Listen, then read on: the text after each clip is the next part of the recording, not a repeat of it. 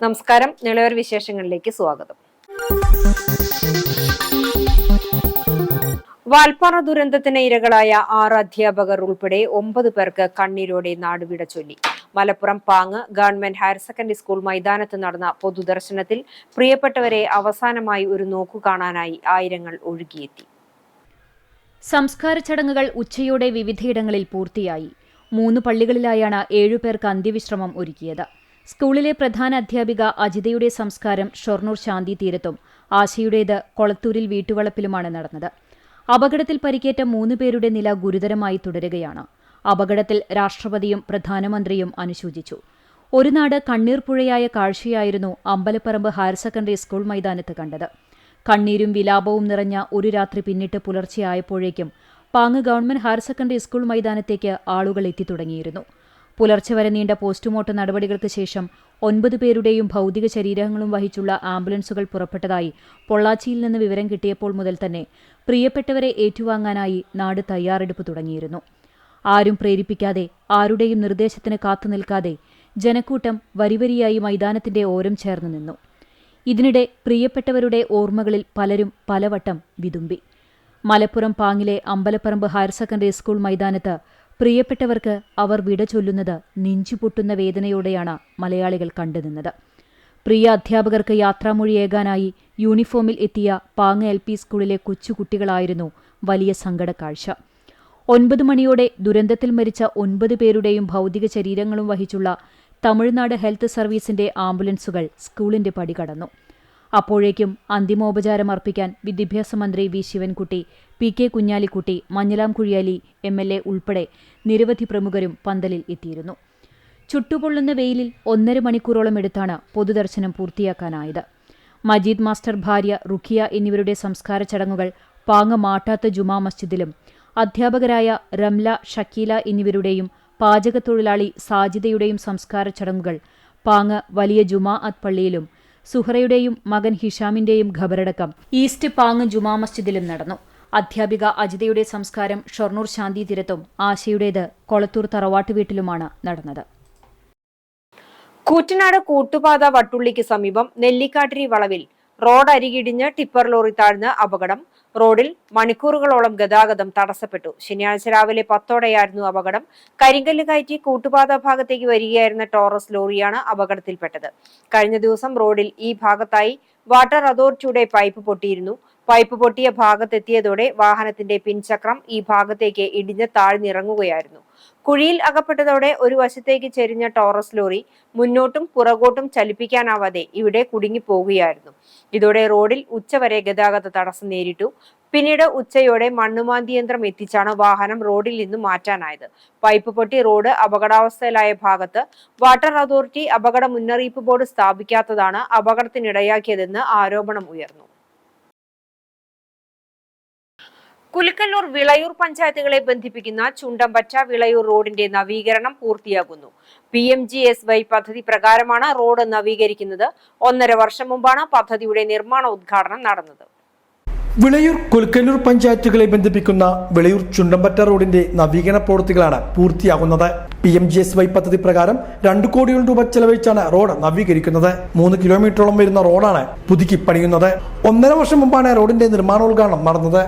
തുടർന്ന് പല കാരണങ്ങളാലും നിർമ്മാണ പ്രവൃത്തികൾ നീണ്ടു. കുടിവെള്ള പൈപ്പുകൾ മാറ്റി സ്ഥാപിക്കൽ, ഓവുപാലങ്ങളുടെ നിർമ്മാണം എന്നിവയും പാതയിൽ നടത്താനുണ്ടായിരുന്നു. ഇതെല്ലാം പൂർത്തിയാക്കിയാണ് ഇപ്പോൾ ടാറിംഗ് പ്രവൃത്തികൾ ആരംഭിച്ചിരിക്കുന്നത്.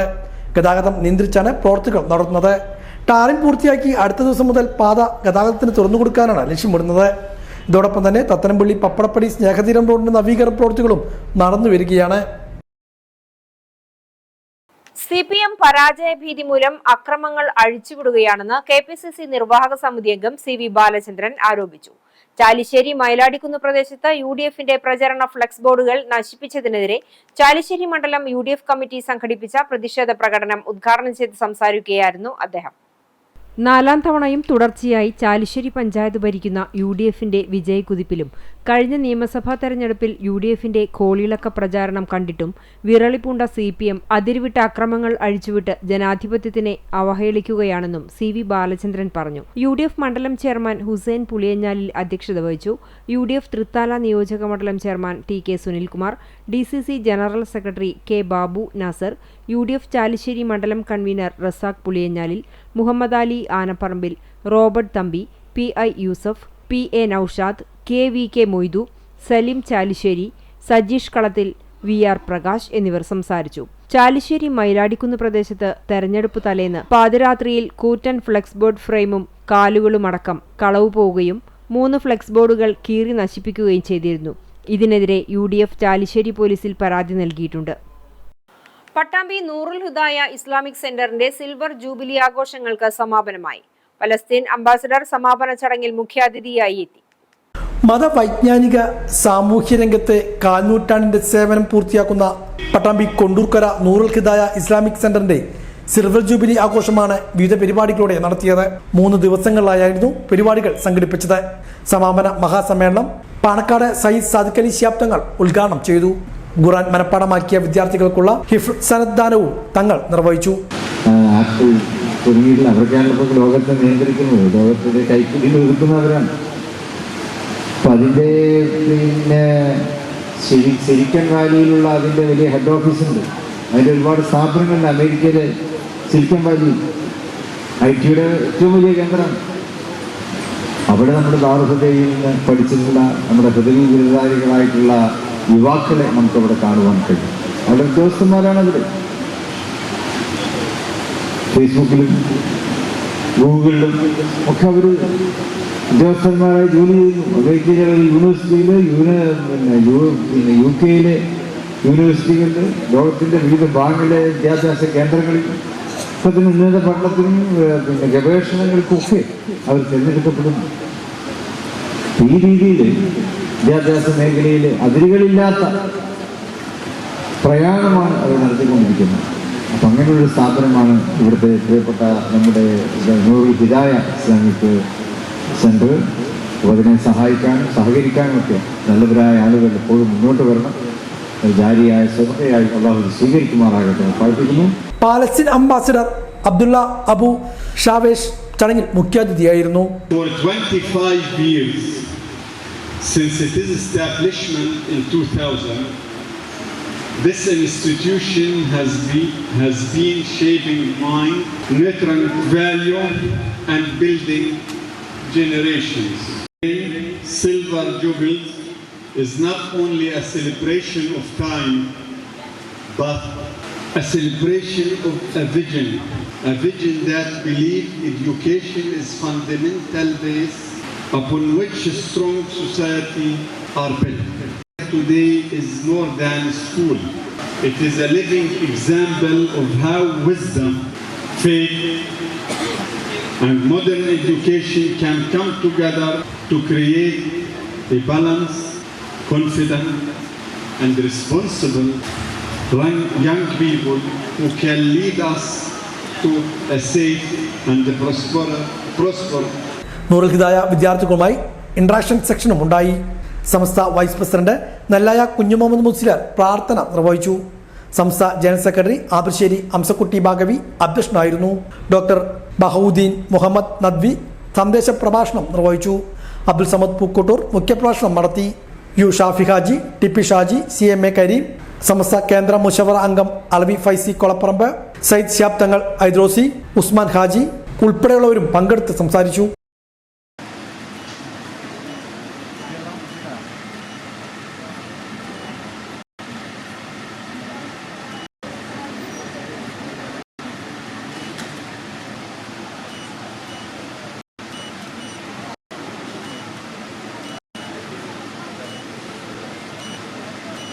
കേരള വ്യാപാരി വ്യവസായി ഏകോപന സമിതി കൂറ്റനാട് യൂണിറ്റ് ദ്വൈവാർഷിക തെരഞ്ഞെടുപ്പ് ജനറൽ ബോഡി യോഗവും 40ാം വാർഷിക ആഘോഷവും ഏപ്രിൽ 21 ചൊവ്വാഴ്ച കൂറ്റനാട് നടക്കുമെന്ന് ഭാരവാഹികൾ വാർത്താ സമ്മേളനത്തിൽ അറിയിച്ചു. ചടങ്ങിനോടനുബന്ധിച്ച് കുടുംബ സംഗമവും മുതിർന്ന വ്യാപാരികളെ ആദരിക്കൽ ചടങ്ങും പ്രശസ്ത കലാകാരന്മാർ അണിനിരക്കുന്ന സംഗീത വിരുന്നും വൈവിധ്യമാർന്ന കലാപരിപാടികളും അരങ്ങേറും. ഏപ്രിൽ 21 കാലത്ത് 10 മണിക്ക് കൂറ്റനാട് സംഗമം ഓഡിറ്റോറിയത്തിൽ നടക്കുന്ന പരിപാടി സംഘടനയുടെ സംസ്ഥാന വൈസ് പ്രസിഡന്റും പാലക്കാട് ജില്ലാ പ്രസിഡന്റുമായ ബാബു കോട്ടയിൽ ഉദ്ഘാടനം ചെയ്യും. യൂണിറ്റ് പ്രസിഡന്റ് KR ബാലന്റെ അധ്യക്ഷതയിൽ നടക്കുന്ന പരിപാടിയിൽ unit general secretary TP Shakir റിപ്പോർട്ടും ട്രഷറർ TV സുധീർ വരവ് ചെലവ് കണക്കും അവതരിപ്പിക്കും. 40 വർഷം മുൻപ് കേരള വ്യാപാരി വ്യവസായ ഏകോപന സമിതി കൂറ്റനാട് യൂണിറ്റ് രൂപീകരണ കാലം മുതൽ യൂണിറ്റിൽ അംഗമായി പ്രവർത്തിക്കുകയും ഇപ്പോഴും വ്യാപാര രംഗത്ത് സജീവമായി നിലനിൽക്കുകയും ചെയ്യുന്ന മുതിർന്ന വ്യാപാരികളെ ചടങ്ങിൽ ആദരിക്കും. പുതുതായി ഭരണസമിതിയിലേക്ക് നടക്കുന്ന തെരഞ്ഞെടുപ്പ് ജില്ലാ ജനറൽ സെക്രട്ടറി KA ഹമീദ് നിയന്ത്രിക്കും.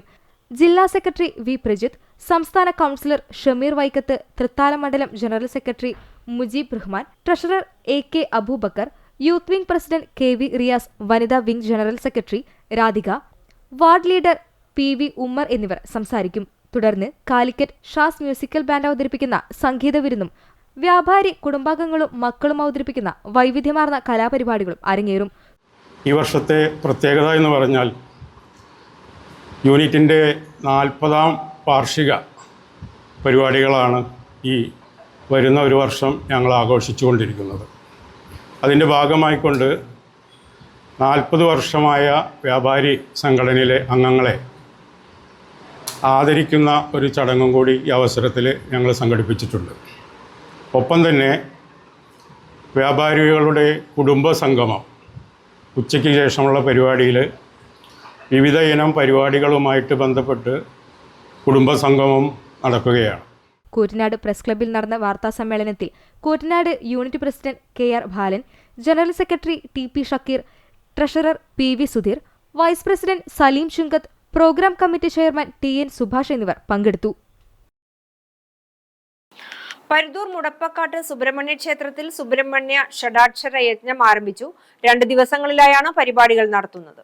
പരുതൂർ മുടപ്പക്കാട് സുബ്രഹ്മണ്യ ക്ഷേത്രാങ്കണത്തിലാണ് സുബ്രഹ്മണ്യ ഷഡാക്ഷര യജ്ഞം ആരംഭിച്ചിരിക്കുന്നത്. യജ്ഞത്തോടനുബന്ധിച്ച് വിവിധ പരിപാടികളാണ് ക്ഷേത്രത്തിൽ 2 ദിവസങ്ങളായി നടന്നത്. രാവിലെ ഗണപതി ഹോമത്തോടെയാണ് ചടങ്ങുകൾ ആരംഭിച്ചത്. തുടർന്ന് വിശേഷ പൂജകളും നടന്നു. തുടർന്ന് ക്ഷേത്രം തന്ത്രി കാലടി പടിഞ്ഞാറത്ത് മന്നക്കൽ ശങ്കരൻ നമ്പൂതിരിപ്പാട് ഭദ്രദീപം തെളിയിച്ച് ചടങ്ങുകൾക്ക് തുടക്കം കുറിച്ചു. മുൻകാലങ്ങളിൽ ഉണ്ടായിരുന്ന എല്ലാ സംസ്കൃതികളും ഇതിനോടൊപ്പം ഉണ്ടായിരുന്ന എല്ലാം ഇന്ന് നാമാവിശേഷമായി കഴിഞ്ഞു. അത് ഗ്രീക്ക്, മെസപ്പൊട്ടോമിയൻ, അങ്ങനെ കുറേ റോമൻ, അങ്ങനെയൊക്കെ പഴയ കാലത്ത് ഉണ്ടായിരുന്ന വലിയ സംസ്കൃതികളൊക്കെ നഷ്ടപ്പെട്ടു.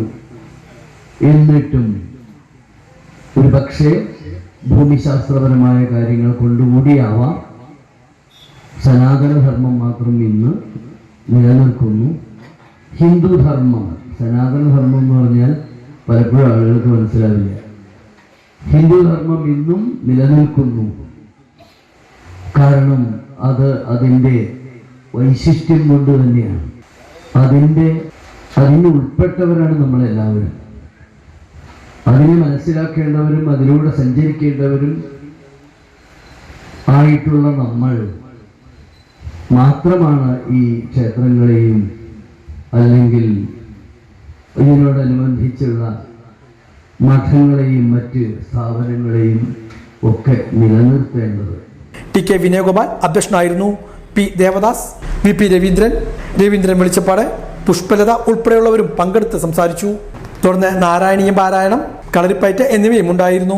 ഞായറാഴ്ച രാവിലെ വിശേഷ പൂജകൾക്ക് ശേഷം സുബ്രഹ്മണ്യ ഷഡാക്ഷരയജ്ഞം ആരംഭിക്കും. പാലക്കാട് ശ്രീരാമസ്വാമി ശർമാജിയാണ് യജ്ഞത്തിന് നേതൃത്വം നൽകുന്നത്. ഉച്ചയ്ക്ക് അന്നദാനവും വൈകുന്നേരം വിവിധ കലാപരിപാടികളും നടക്കും. മുളയൻകാവ് ഭഗവതി ക്ഷേത്രത്തിലെ മേടമാസ ഉത്സവാഘോഷങ്ങളുടെ ഭാഗമായി ചപ്പുവേല ആഘോഷിച്ചു. മുളയൻകാവ് ബോധിക്ഷേത്രത്തിൽ മേടമാസ ഉത്സവാഘോഷങ്ങളുടെ ഭാഗമായാണ് കഴിഞ്ഞ ദിവസം ചപ്പുവേല ആഘോഷിച്ചത്. വിവിധ ദേശങ്ങളിൽ നിന്നുമുള്ള ചപ്പുവേലകൾ രാത്രിയോടെ ക്ഷേത്രത്തിലെത്തി.